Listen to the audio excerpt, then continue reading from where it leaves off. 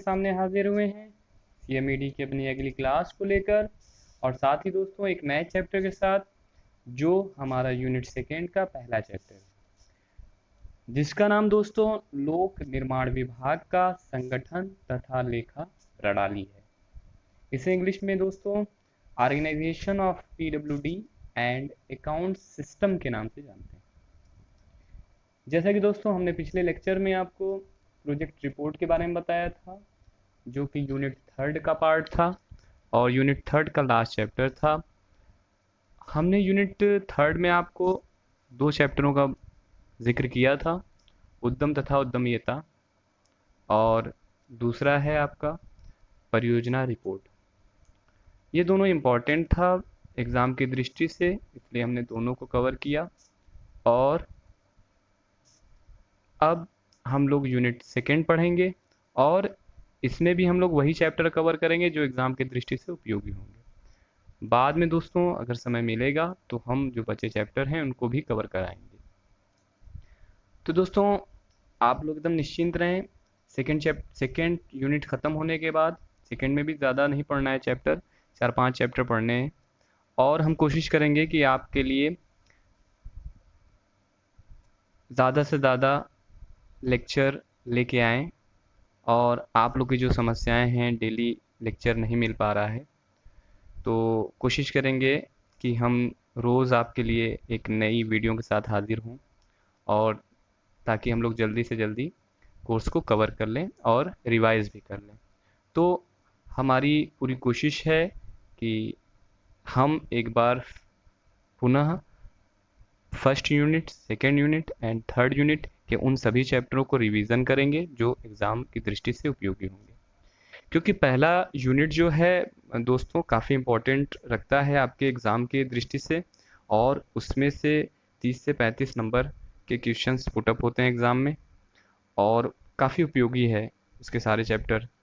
तो हम जब पहली यूनिट स्टार्ट करेंगे तो उसमें हम एक दिन में एक चैप्टर ख़त्म करेंगे।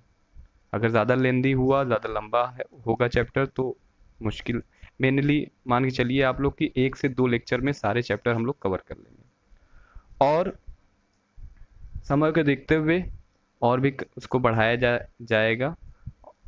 फिलहाल दोस्तों हमारी पूरी कोशिश रहेगी कि हम एक बार पुनः unit first, unit second and unit third को रिवाइज करें।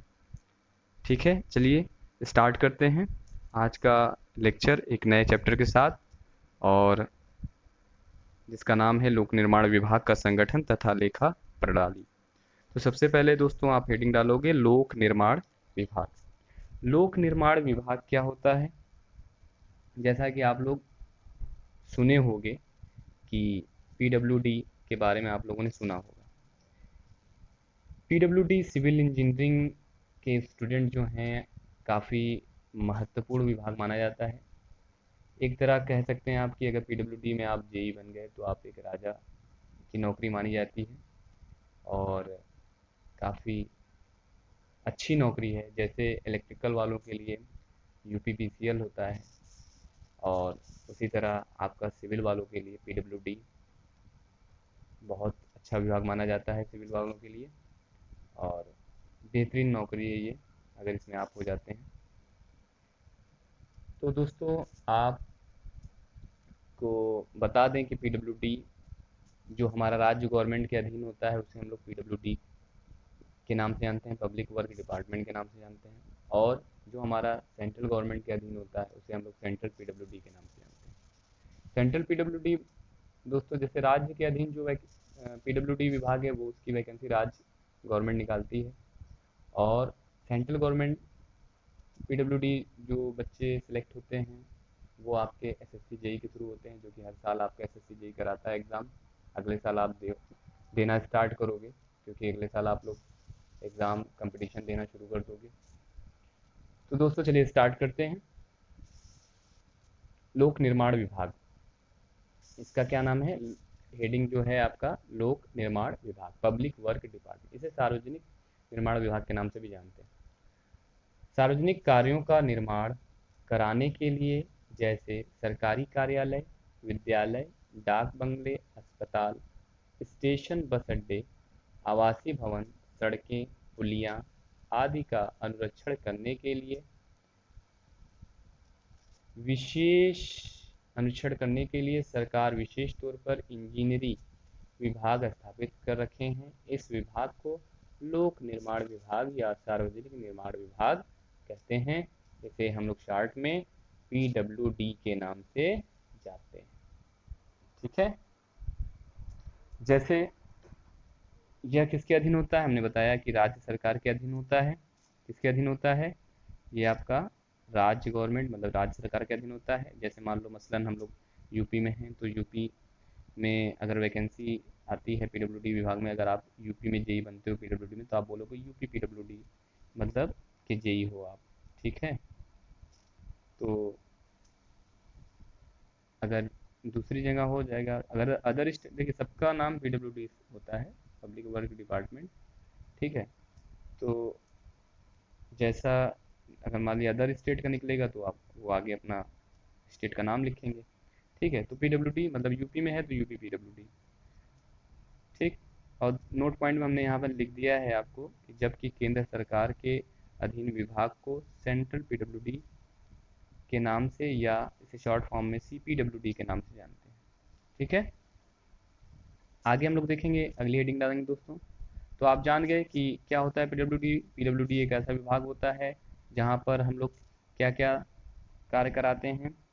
डाक बंगला, ठीक है, अस्पताल, स्टेशन, बस अड्डे, आवासीय भवन, सड़कें, पुलिया, सड़क, ठीक है, आदि का हम लोग क्या करते हैं, वहाँ पर कंस्ट्रक्शन करवाते हैं, निर्माण करवाते हैं। ठीक है, आगे चलते हैं। आगे हमारा हेडिंग है लोक निर्माण विभाग की विभिन्न संस्थापना। देखिए देखिए दोस्तों, इसको तीन नाम से जानते हैं, इसलिए हमने तीनों नाम का यहाँ जिक्र कर दिया है ताकि एग्जाम में किसी भी टाइप से पूछे तो आप कंफ्यूज ना हो कि क्या पूछा गया है। ठीक है, इसलिए हमने तीनों का यहाँ पे जिक्र किया है और लिख के यहाँ पे क्लियरिफाई भी किया है। ठीक है, आगे आपको देखने को मिलेगा कि इसे तीन नामों से जानते हैं। पहला तो संस्थापना है, ठीक है, दूसरा है आपका, पहला क्या है, पहला है आपका संस्थापना, ठीक है, दूसरा आपका इसका इसका नाम है अधिष्ठान, अधिष्ठान, और तीसरा है आपका स्थापना। ठीक है, ये तीनों ही एक है, बस इनका नाम अलग अलग लिख दिया गया है। जैसे आप मसलन एक आदमी होते हो, आप एक हो, आपका नाम अलग अलग रखा जाता है, घर पे कुछ और नाम, घर पे रामू रख दिया है, कॉलेज का श्याम रख दिया गया। ठीक है, तो उसी तरह इनका भी ये अलग अलग नाम है। इसे संस्थापना के नाम से जानते हैं पहला, दूसरा अधिष्ठान के नाम से जानते हैं और तीसरा स्थापना के नाम से। ठीक है, तो आप लोग तीनों का नाम जान लें अच्छी तरह से एग्जाम में, ताकि पूछे तो कोई दिक्कत ना हो। चलिए स्टार्ट करते हैं, देखते हैं।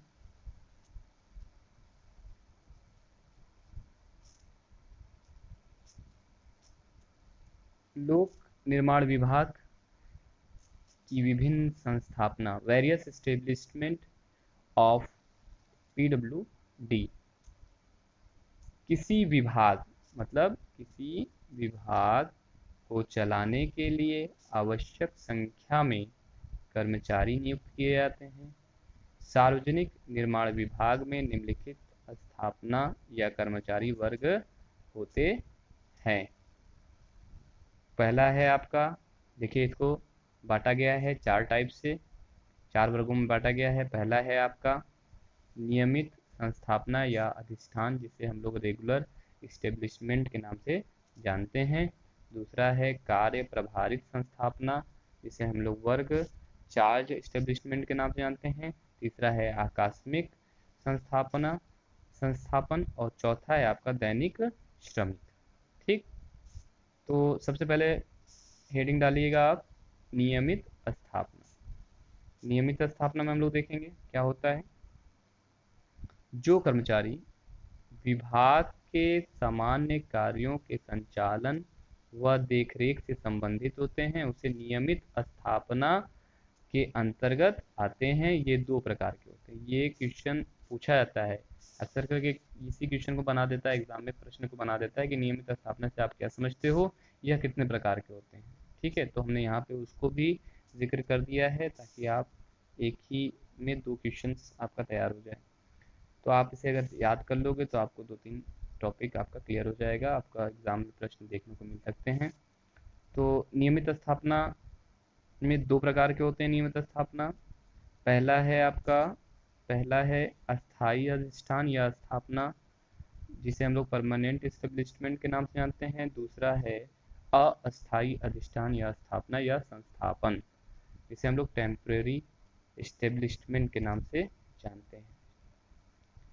तो पहला हम लोग देखेंगे, पहला क्या है। पहला है दोस्तों अस्थाई स्थापना।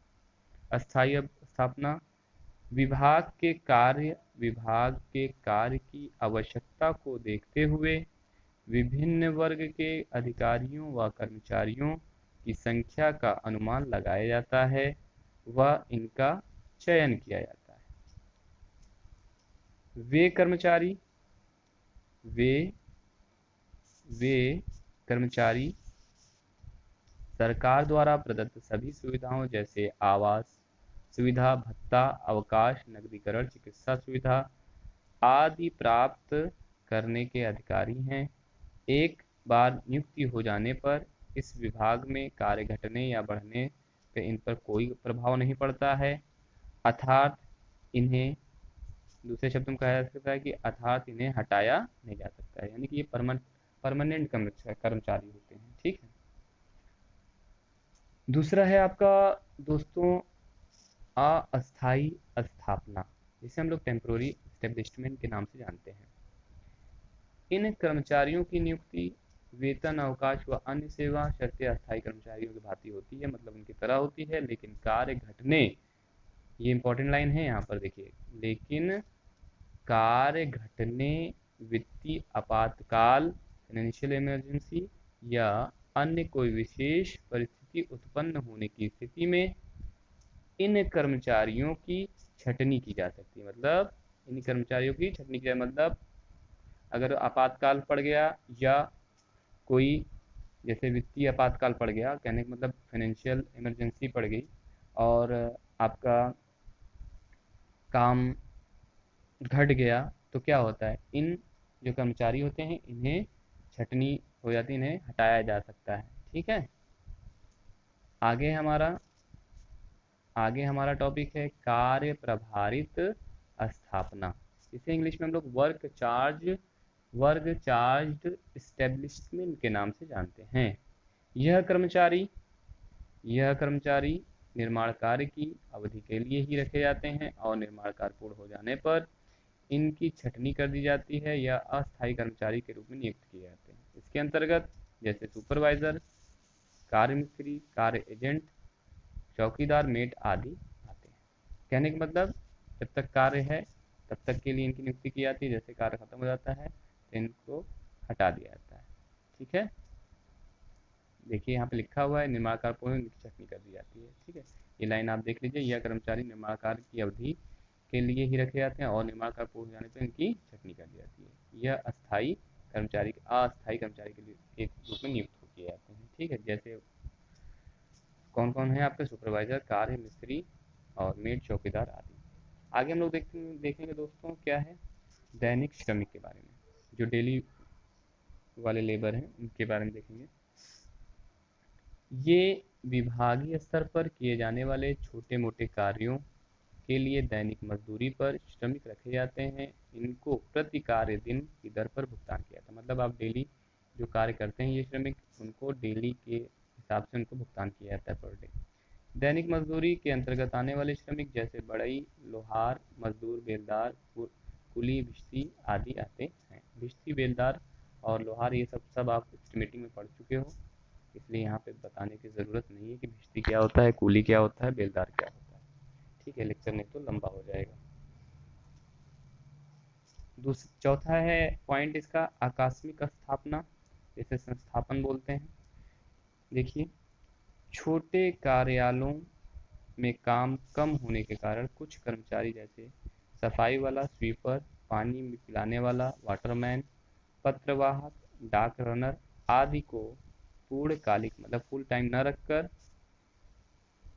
न रखकर कार्य खत्म होने की अवधि तक के लिए रखे जाते हैं। ऐसे कर्मचारियों को आकस्मिक स्थापना के नाम अंतर्गत आते हैं, आकस्मिक कर्मचारी कहलाते हैं। ठीक है, मतलब वे कर्मचारी जो आपके स्वीपर हो गए, पानी पिलाने वाला व्यक्ति हो गया, जो कर्मचारी पानी पिलाने वाला होता है, पत्रवाहक जो होता है, तो इन्हें फुल टाइम ना रखकर इन्हें क्या किया जाता है, इन्हें कार्य खत्म होने की अवधि तक के लिए रखे जाते हैं। ऐसे कर्मचारी क्या होते हैं, आकस्मिक स्थापना के अंतर्गत आते हैं।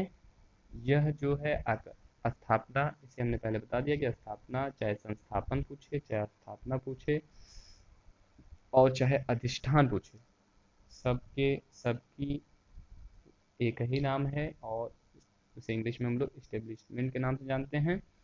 ठीक है, तो पूछे एग्जाम में तो आप कंफ्यूज ना हो और अच्छे से आप समझ के पेपर को करें।